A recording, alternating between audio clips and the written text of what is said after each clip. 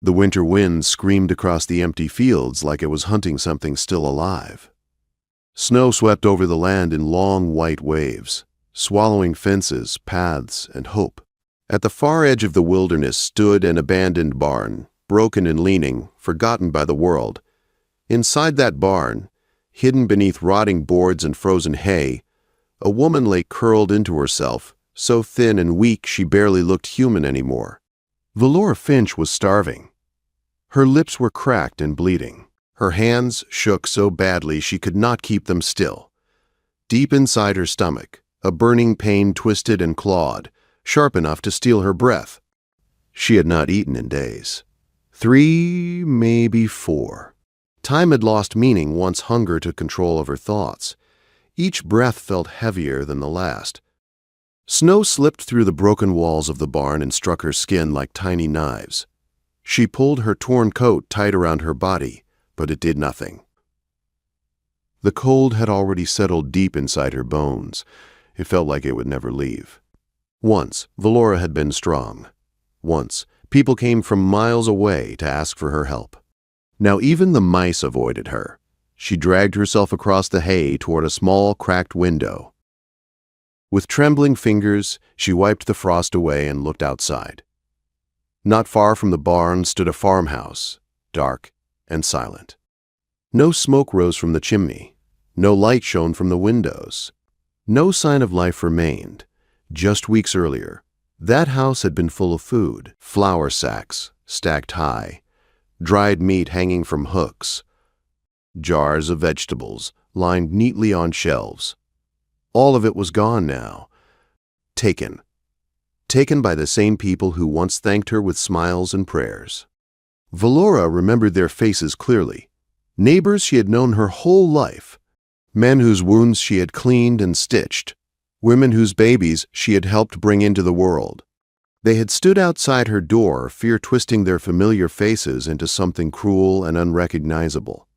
The town pastor had pointed at the red birthmark on her collarbone and called it the devil's sign. When sickness took 3 children that winter, they needed someone to blame. Valora had been an easy choice.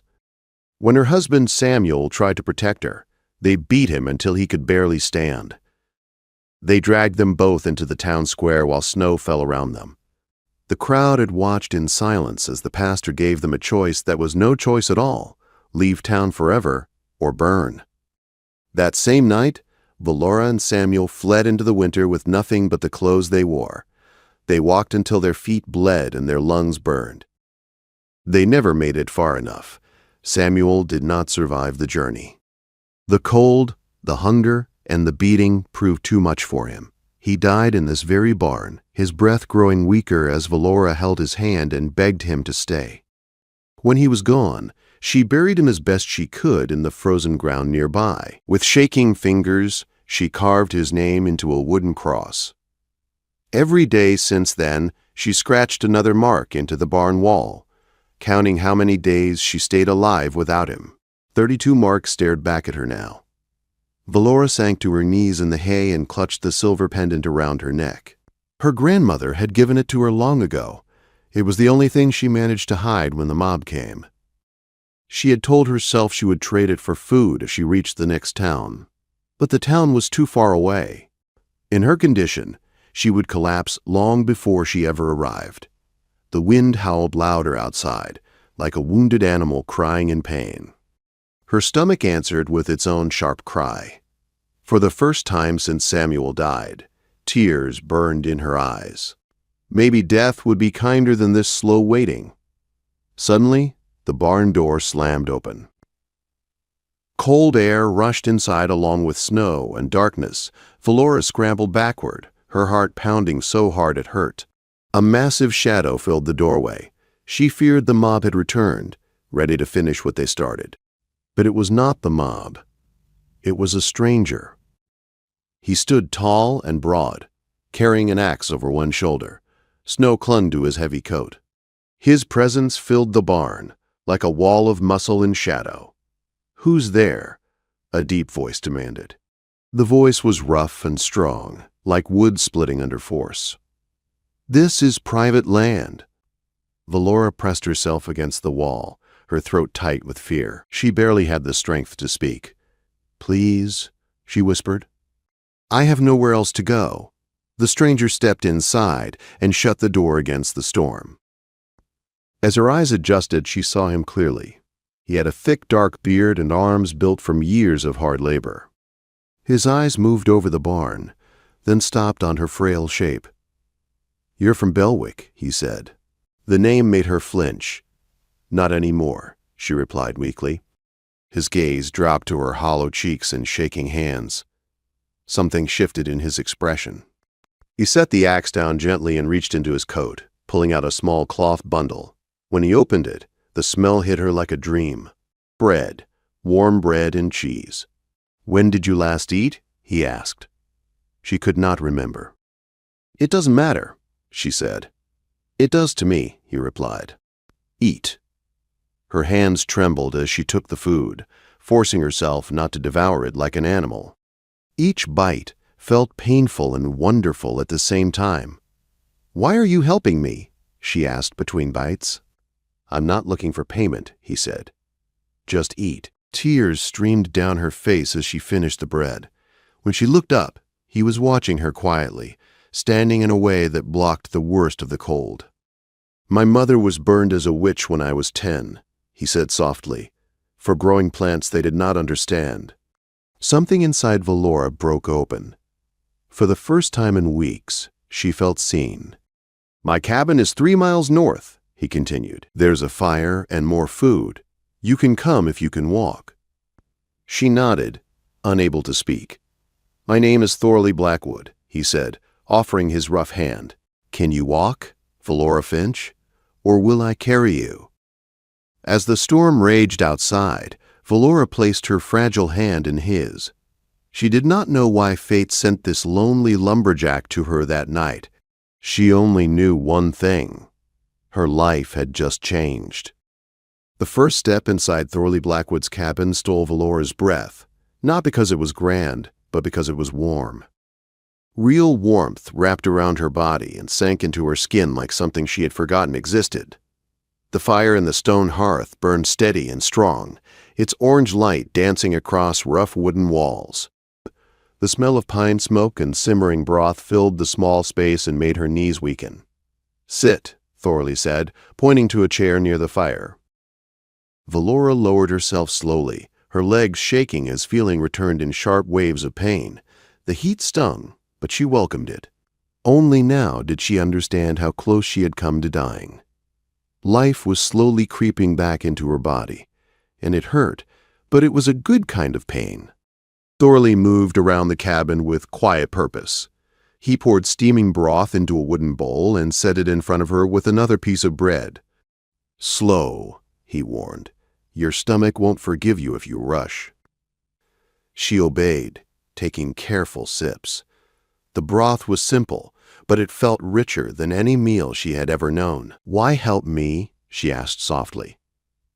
Thorley sat across from her, the firelight turning his dark beard a warm copper color.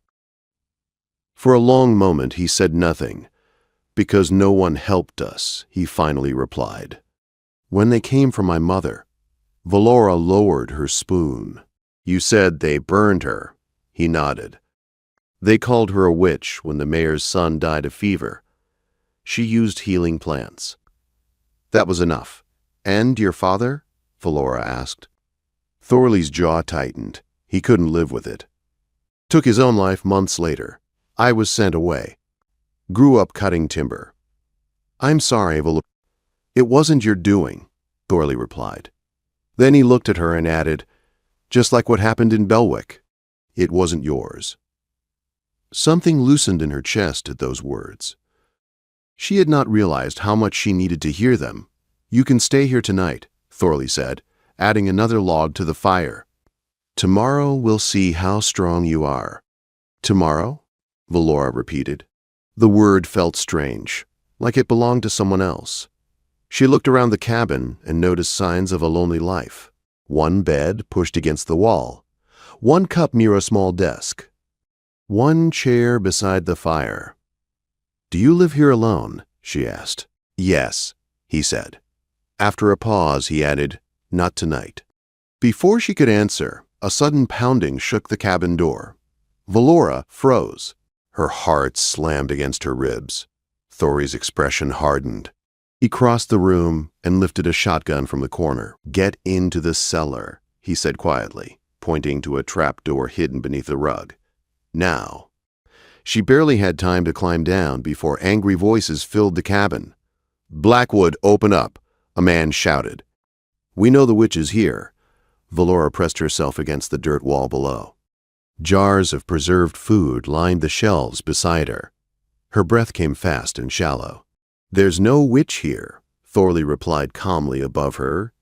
"Just me and my dinner." "We followed her tracks," another voice argued.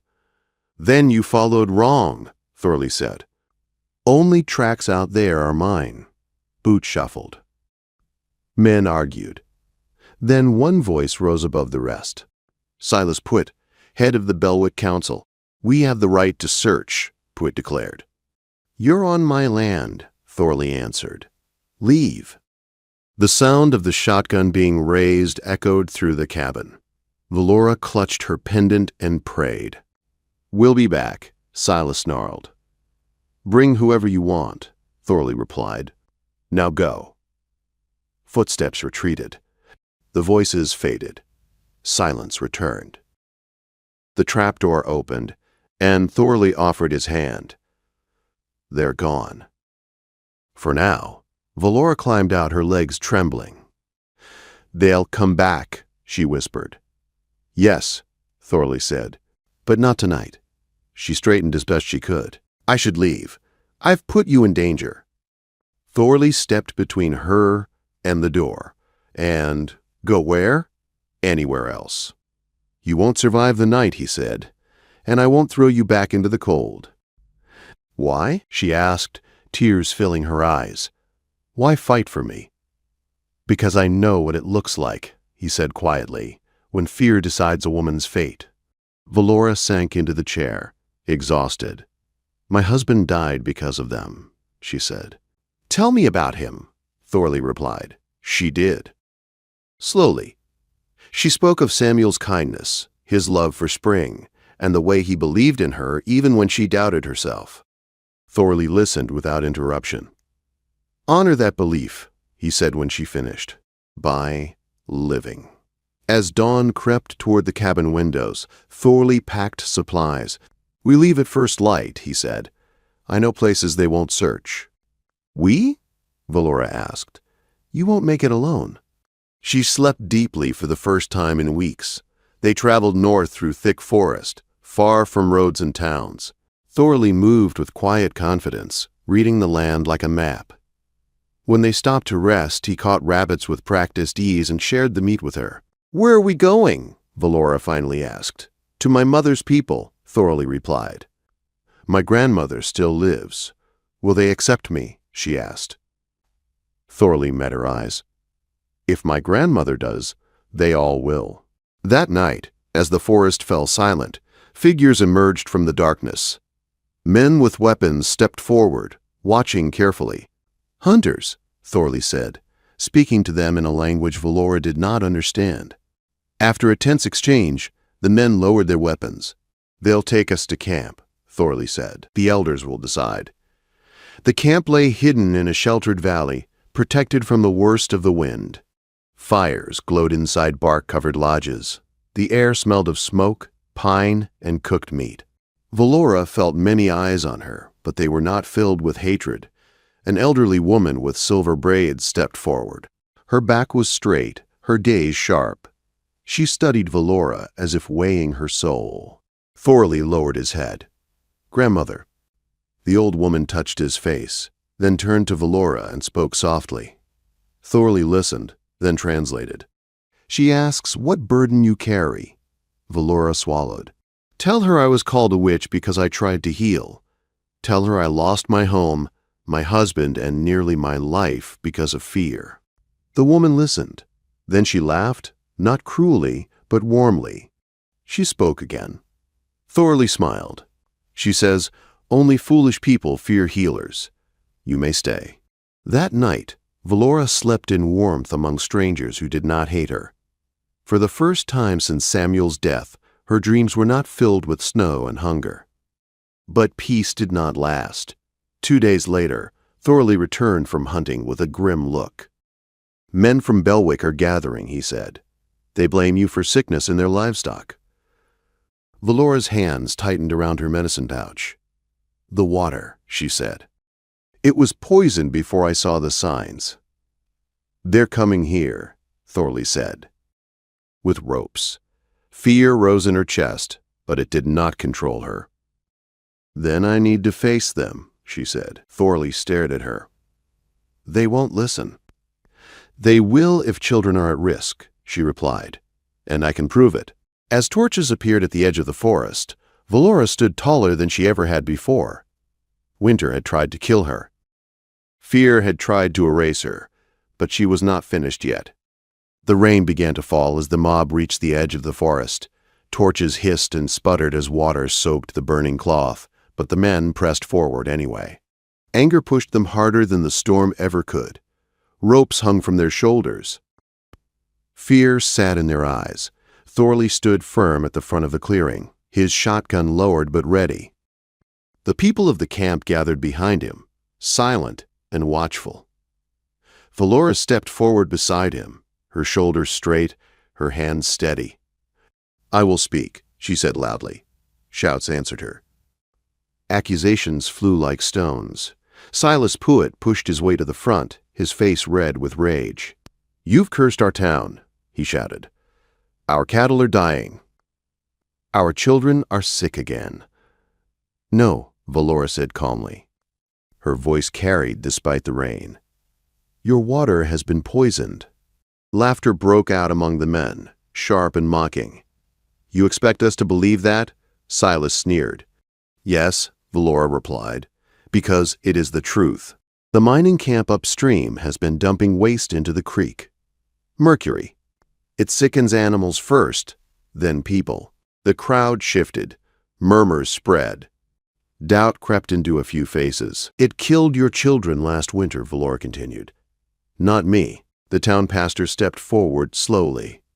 "If this is true," he said, "how do we know?" "Test the water," Valora answered. "Stop drinking from the creek. Use the East Spring. You will see the sickness fade." A man near the back spoke up, his voice uncertain.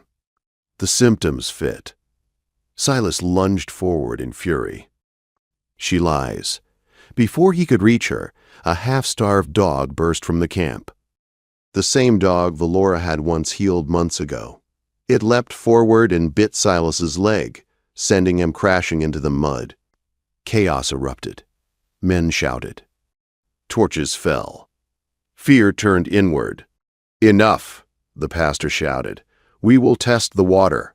By dawn, sick children lay inside Thorley's cabin. The same place meant to hide Valora now became a place of healing. She worked without rest. She brewed teas, mixed poultices, cooled fevers, and whispered calm words to frightened parents who only hours earlier wanted her dead. Thorley stayed by her side, lifting children, fetching clean water, and standing guard through the long night. Days later, riders returned from the city with proof. The mining company had poisoned the creek. Silas Puett had taken bribes to stay silent. Shame fell heavy over Belwick. Valora was cleared of every charge. Her name was spoken with regret instead of hate. "You saved us," the pastor said quietly. "I did what a healer does," Valora replied. They offered her a house. A position? A chance to return? Valora looked at Thorley, at the forest, at the life she had rebuilt from ashes. "No," she said gently. "But I will help anyone who comes." And she did. Seasons passed. A healing house rose beside Thorley's cabin, built by his hands and filled with Valora's knowledge. People came from many towns. Some whispered. Most thanked her. All left healed or comforted. One spring evening, as the sun dipped low, Thorley took Valora's hands. "When I found you," he said, "you were dying." She smiled softly. "I lived because you stood between me and the cold." He shook his head. You lived because you chose to. They married beneath the open sky, surrounded by people who once feared her and now trusted her. Valora Finch became Valora Blackwood, not by losing herself, but by finding where she truly belonged. They had abandoned her to starve during winter, but she survived. And she became something stronger than fear,